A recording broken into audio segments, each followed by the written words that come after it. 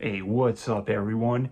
Cheddar here, back with another video. First off, I hope you are doing well and that you have a great day today. This is going to be a quick review of the new horror movie, 28 Years Later, Bone Temple. This is going to be a spoiler-free review, so you can decide if you want to see the movie or not. I will talk briefly about the plot points or the main story, but I won't give you any important information. I'll just tell you what I thought of the movie. For context, Bone Temple is a sequel to the horror movie last year, 28 Years Later. That might be obvious by the title, but I think that's important to note because I do suggest seeing 28 Years Later first. It does set up characters that are in this movie and kind of gets the ball rolling. You're not obligated to. I suppose you could see this movie out of the blue, but you're going to be missing some certain motivation and character introductions. The movie is directed by Nia DaCosta. I hope I'm saying her name right. I am unfamiliar with her work, but this movie is also written by Alex Garland, who I'm sort of a fan of. I love a lot of the movies he's worked on. He also wrote the first movie, 28 Days Later, and I love that one. And Alex Garland also wrote the previous movie, 28 Years Later. So it's good that he is attached to this. The movie also stars Ralph Fiennes, Jack O'Connell, Alfie. I'm sorry, I gotta check my notes here. Alfie Williams, Aaron Kellyman, and Chai Lewis Perry. I am so sorry, but Chai Lewis Perry, who they're the stars of this movie. The main storyline is about a boy named Spike who is introduced in the previous movie as he is held captive and travels the countryside with a group of Satanists who go around demanding charity from people. I know that sounds weird, but it's absolutely horrifying and incredibly unsettling. This movie was very hard to watch at points. It had me like turning in the chair. There was a part where it was so hard to watch. It was very, very brutal. And I feel like I've seen a few brutal movies lately, but this one is kind of crazy. The gore is not frequent, it's not constant, but when it's there, that it's so high effort, it's so poignant, it's so awful, like you don't want to see it. And that's exactly how the horror needs to be handled, I think. You know, if it's too constant, it's going to wear itself out. It never wears itself out. It comes in when it needs to, and it packs a punch. It really delivers on the gore when it wants to, and then it weaves between gore and story, and it does a good job. The movie has a second storyline about a doctor named Ian, played by Ralph Fiennes. This character is in the first movie, or I'm sorry, the previous movie, 28 Years Later, as well. Dr. Ian is experimenting on infected, particularly one infected named Samson, who's also in the first movie. And this leads to some very interesting scenes. I have to leave it there because what unfolds is a big part of the movie, but it is interesting. And the movie will weave between the storylines, so you get some of Dr. Ian's actions and you get some of the gore horror actions with the Satanist group. The acting in the movie is really good too. The MVPs being Ralph Fiennes, kind of as expected, and Jack O'Connell. Those two, not that anyone does a bad job, but those two carry the movie. This movie also has some surprisingly funny scenes that it's just surprisingly funny. It had me laughing. I heard the rest of the theater that I was in was laughing too. It was very funny at points. There's one scene in particular that my jaw dropped out of pure excitement for. I couldn't believe what I was watching.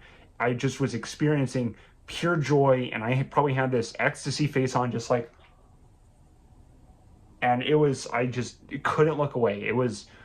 It's like one of the best recent scenes I've seen. I wouldn't be surprised if this ends up as my favorite scene of this year. It was awesome to see. Because everything in the movie was interesting to me, it actually went by really quick. I didn't even want it to end when it did. I would have been happy if there was 5 or 10 extra minutes to the movie. If it's not at the very end, then somewhere in between.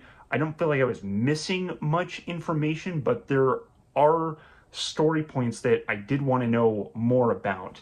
I don't think it hurts the movie by not telling you everything, but I just was liking the movie so much that I would have been happy with these other tidbits of information to just give a pinch of more of explanatory power. I think this is a good point too, but the previous movie, 28 Years Later, had a couple lame things in it that are completely removed in this movie, Bone Temple. The biggest lame example I can think of off the top of my head are these crawling giant baby-like zombies. Again, these are only in 28 Years Later, the previous movie.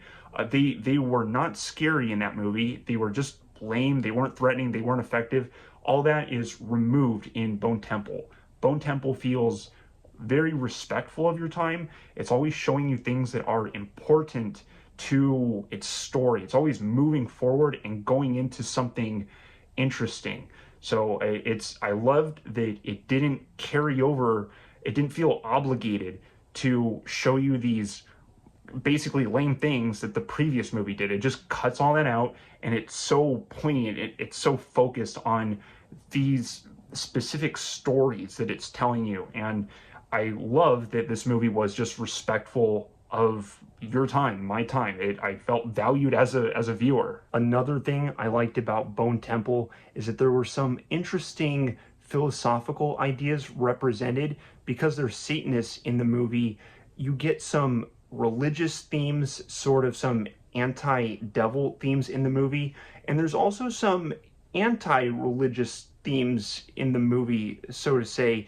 It sounds like that would clash, but it feels like it's showing you sort of two different sides, and it's both fair and cool at the same time. So if you want to see some interesting philosophical concepts, or if you like looking at themes in movies, I think there is a layer of that in this movie. So you can watch this as a surface level horror movie, and if you like reading into themes, there is layers to this movie. So that to me was interesting and cool. Okay, so we're at the conclusion.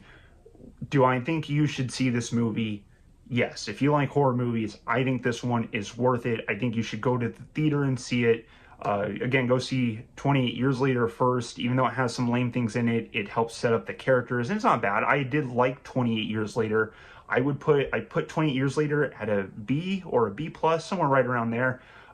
This movie, solid A for me. I loved it. I want to watch it again. I'm probably going to go back to the theater again. I'm just making sure I can stomach the sickening parts, but I want to go back and see this movie again. I think it's worth it, particularly if you're a horror fan. It's not going to let you down on the scary moments, and it's an interesting story too. It feels Bone Temple feels like it's a unique addition to the 28 Days franchise, this 28 Days series, but it also remains familiar to the whole franchise. It feels like it fits in. It feels unique and familiar at the same time. So I think Nia DaCosta and Alex Garland did a great job of making this movie. So yeah, it's a solid double 2 thumbs up for me. I highly recommend seeing this movie. If you have seen the movie, I would love to hear if you agree with me or not. Just a little comment below. Or if you haven't seen the movie, please let me know if I did a good job of hyping it up, because that's definitely what I was trying to do. This is my favorite movie that I've seen recently, definitely this year so far. I've only seen 3 movies this year so far. This is the best one by far, so I do recommend it. So yeah, 28 Years Later, Bone Temple, solid A for me, solid recommend. But that'll conclude this video. I'm very, very grateful for your time. I hope everything is going well for you and you have a great day. I will see you in the next video. Cheddar out. Goodbye.